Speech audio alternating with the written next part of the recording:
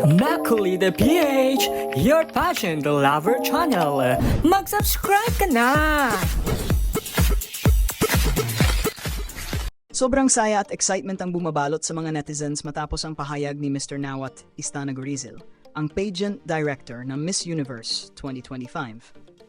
Ayon sa kanya, hindi basta-basta ang final stage ng kompetisyon. Pasabog, puno ng sorpresa, at isang palabas na hinding-hindi malilimutan ng buong mundo.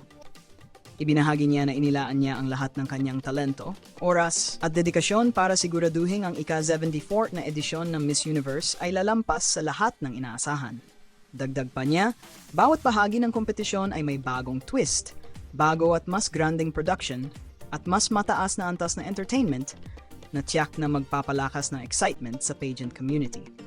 Kaya naman, hindi mapakali ang mga tagahanga, lalo na't halos araw-araw ay may bagong pasilip tungkol sa pinakamalaking production sa kasaysayan ng Miss Universe. Kasabay ng hype na ito, abot langit din ang suporta para sa pambato ng Pilipinas na si Atisa Manalo. Maraming naniniwala na may pasabog din siyang inihahanda mula sa kanyang training, styling, hanggang sa impact niya sa entablado.